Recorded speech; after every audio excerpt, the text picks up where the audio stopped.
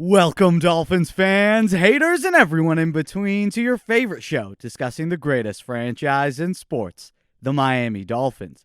This is the PhinsPod. My name is Moose, your host, and despite all the excitement surrounding this team over the last few weeks, there are still holes to fill, needs that have to be addressed, because you don't go from outside the playoffs to Super Bowl contenders in one or two moves. It takes a shift in culture, your program, and a general approach to team building. And we've seen changes in the culture and Miami's approach to team building, whether that's the acquisition of Tyreek Hill, trading a former starter to a division rival in Devontae Parker. Differences in operation are clear, and one of those differences was Miami feeling the need to completely shuffle the offense, but bring back almost every single starter on the defensive side of the ball. We're going to talk about that and what to expect from Josh Boyer's defense, as well as address some of the news and the visits that the Dolphins have had leading up to the NFL draft. From former first-round picks to former all-pro caliber veterans, the Phins are moving like a franchise who wants to win, and win now. Let's talk about it, and let's dive in.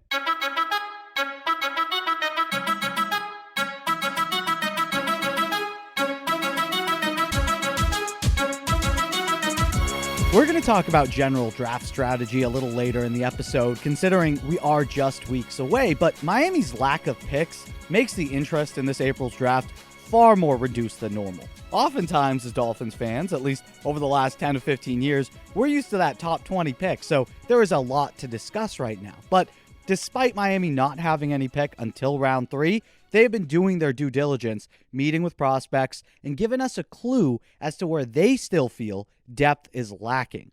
Where we're going to start today, though, is the return of Miami's dominant defense, because we all know Miami needed to improve their offense. In the modern NFL, having pieces who put points up on the board, it's kind of a requirement. The Dolphins were playing solid but old school style of football with Brian Flores. Control the pace of the game, prevent big plays, manage the clock, minimize your mistakes. Essentially, if it's a game of tennis, the Dolphins were the pushers. We didn't want to be the ones to make a mistake. We wanted you to, and that's how we were going to get our points and ultimately win. We weren't taking charge. We were not finishing opponents. It's a very Bill Belichick style of football.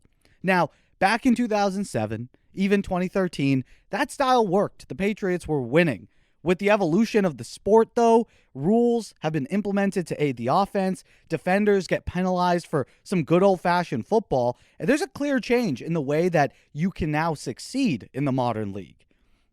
Just look at the teams, right, who have found success over the last few years. You got the Rams, Buccaneers, Chiefs, all teams with decent defenses, but even better offensive attacks. So, Miami, offensively, still living in 1985, so it's time for a change. Mike McDaniel comes in, brings in his system, which is reliant on speed and pace, misdirection, as well as a much higher scoring potential. To couple with the change in offense, new pieces were then added, right? Tyreek Hill, Cedric Wilson, Raheem Mostert, Chase Edmonds, dynamic athletes who make plays once the ball's in their hand. Far more similar to where the modern game is going.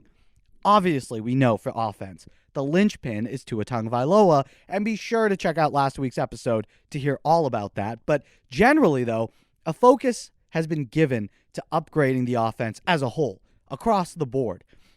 Whether it's the skill weapons like we talked about, the O-line with Connor Williams and Teron Armstead, there's been that near teardown and overall restructuring of how the Dolphins plan to approach offense in 2022, and that's excellent. That's what we needed, because if we've been watching football the last 2 years, specifically from a Dolphins lens, you know the offense needed a massive overhaul.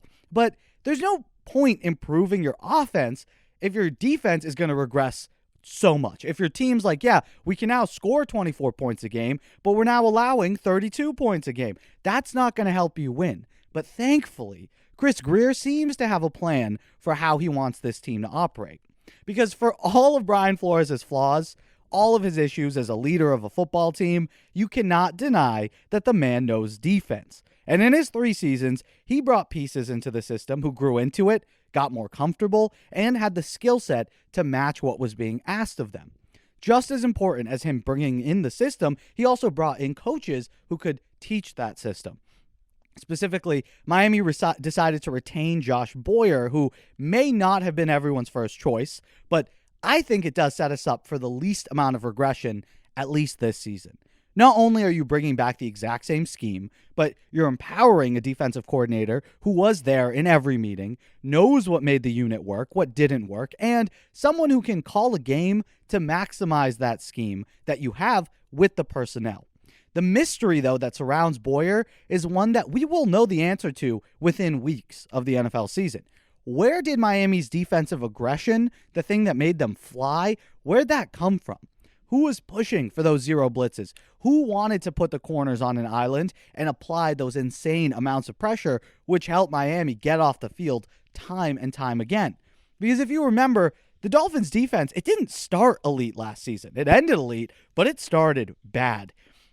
For some reason, the style of defense was really different from even 2020, right? Rather than the attacking force that we saw, there was a focus on traditional base defenses, which can work. They do rely way more on coverage linebackers and speed in your front seven, as well as an organic pass rush. The way the Dolphins defense was built, we did not have speed at linebacker. You had Elandon Roberts, and we didn't have any premier pass rusher. As great as Ogbah is, he isn't someone who's guaranteed going to get you a sack or two a game. That's not where the pressure comes from.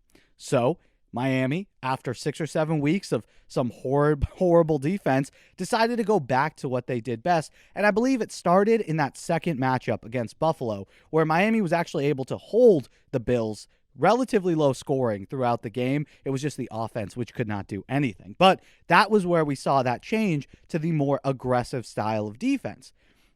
What we don't know, though, is who gets the credit for that shift back to what made the unit successful. Was it Brian Flores? Right? Did he do it? Or did Brian Flores give Josh Boyer the keys to the defense early on, saw the results, and was like, look, I'm taking the reins back? Or, preferable for our purposes this season, was it Josh Boyer who was pushing for the aggressive tone, who was pushing for more say on defense, and because of good coaching, eventually won out, and that's why the defense turned around? We'll find out pretty soon, because right now, everyone thinks it's Brian Flores. Because again, the understanding of the personnel that Miami had from a defensive perspective was excellent. Knowing what their players did well. Hey, Jerome Baker, you don't want him as a standard Mike backer. He struggles with read and react situations. You want to put him in a position where his assignments are limited and he can fly, make plays, and do what he does best. There was a clear understanding, Brandon Jones, not the best coverage safety, but we can put him in the box. He can cover a running back out of the backfield, a tight end,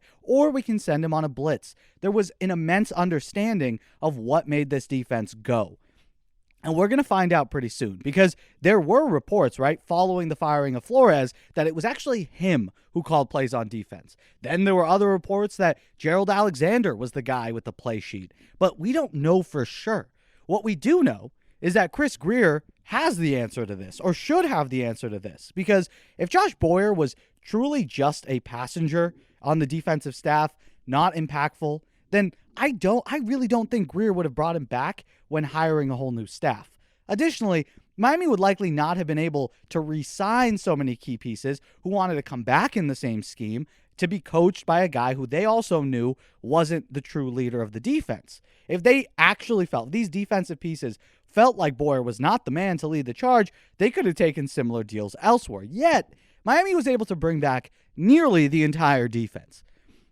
As much as I want to upgrade at certain spots, we had an awesome unit, which did lead us to victory after victory last year.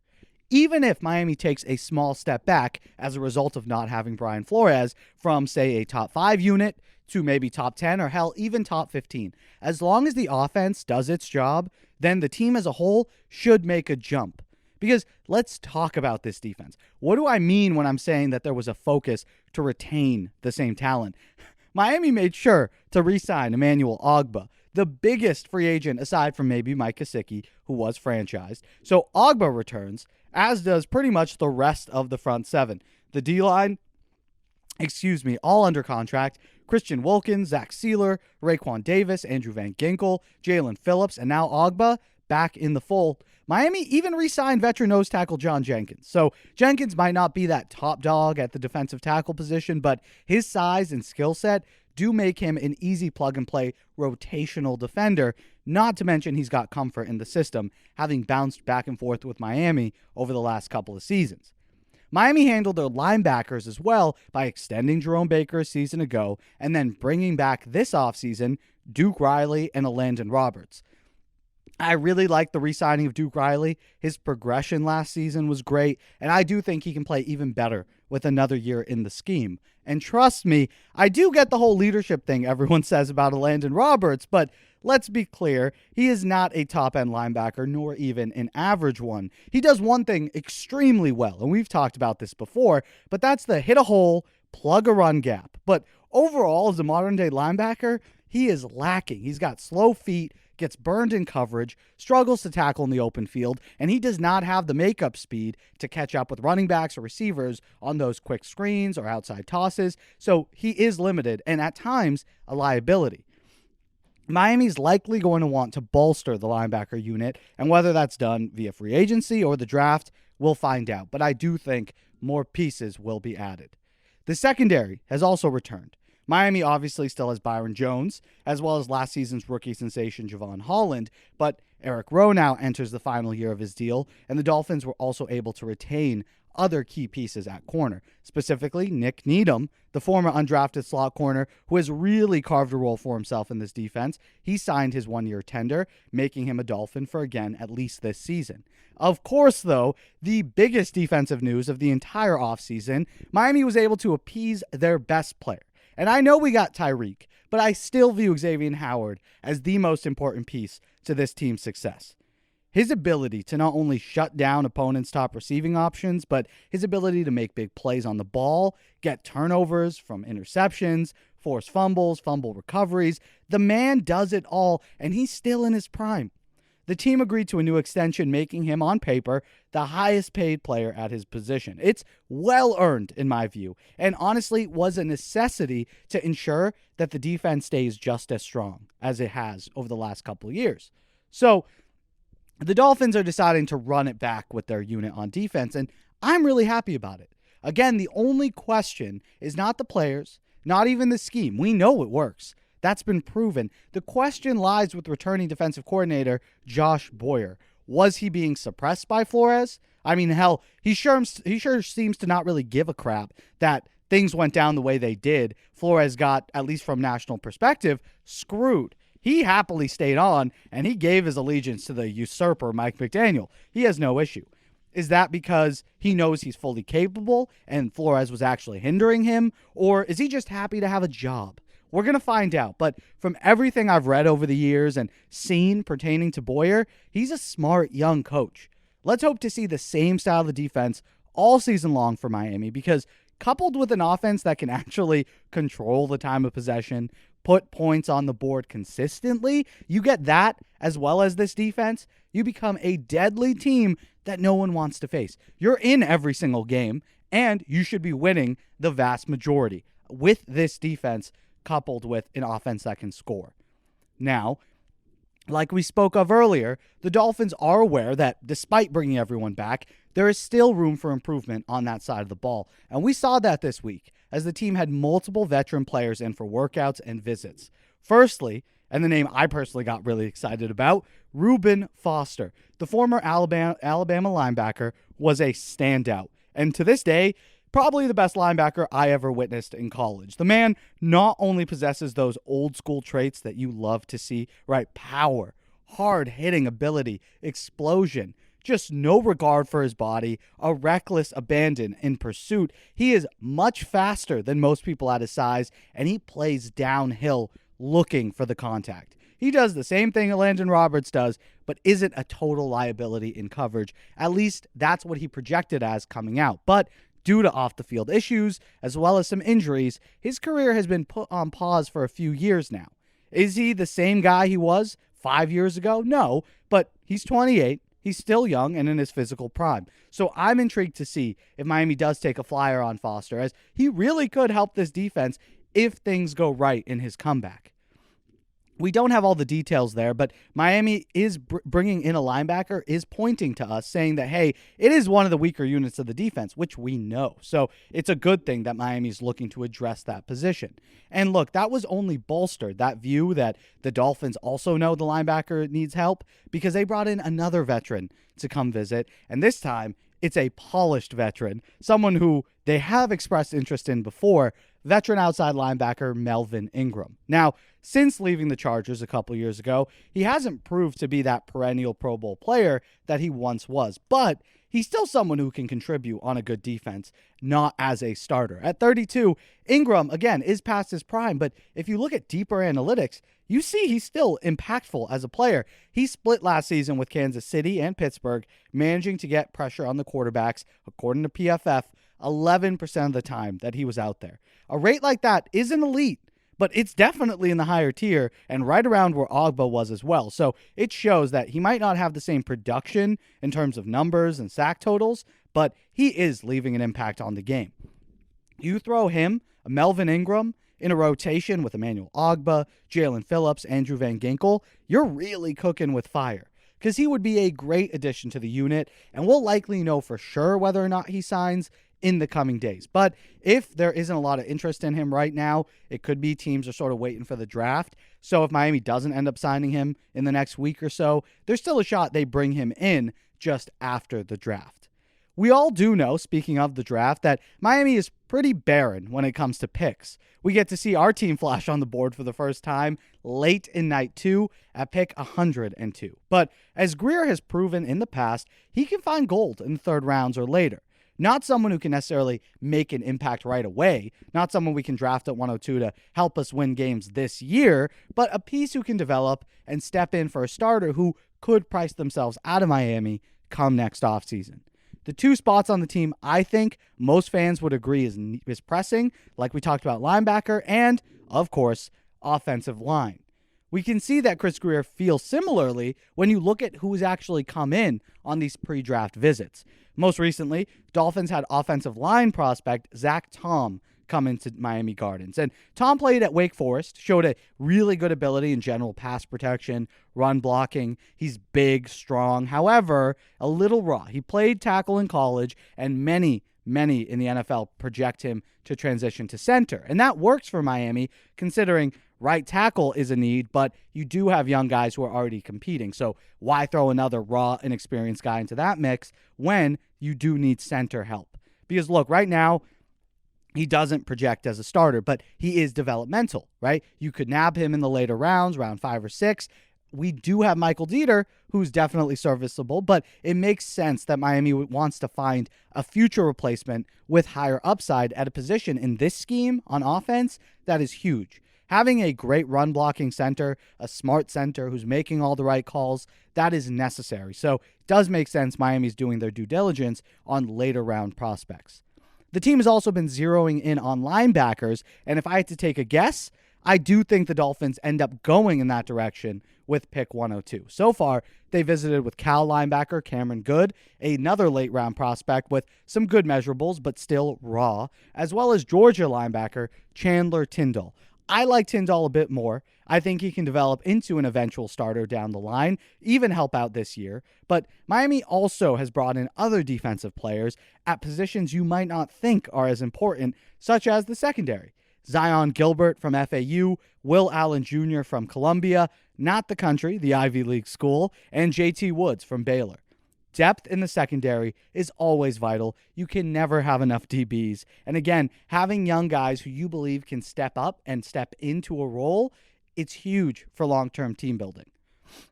Miami has also brought in Georgia running back James Cook, the little brother of Dalvin Cook. James Cook said that he grew up a Dolphins fan and would love to wear the aqua and orange.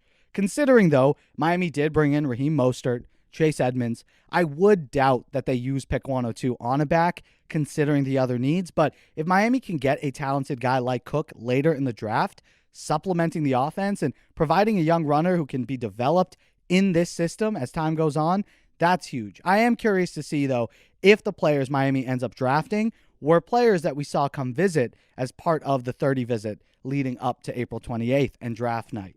time's going to tell. But for the first time, it feels like ever, I am far more excited for day 2 of the NFL draft than I am day 1. And lastly, we're going to talk some general housekeeping. Although many fans on Twitter wanted the Dolphins to spend that first draft pick on punter extraordinaire Matt Araiza, the young man with a cannon leg appears to not be primed for the Dolphins because they want experience at the punter position as they agreed to a 1-year deal with Thomas Morstead. Morstead is most well known for his decade-plus run with the New Orleans Saints. He's experienced, has a strong leg, won't make those mental errors you see from mediocre to inexperienced punters. You won't have a shank when you cannot have a shank. Looking at you, Pilardi. Him entering the equation, speaking of Morstead, does spell good news for Jason Sanders as well, because Sanders had a down year kicking the ball, and although he does ultimately hold the blame there, who knows how much Pilardi's holding technique played a role, the chemistry between them. You don't know how that messes with the mindset, and it was a pretty steep drop relative to how good Jason Sanders was in his first few years of his career.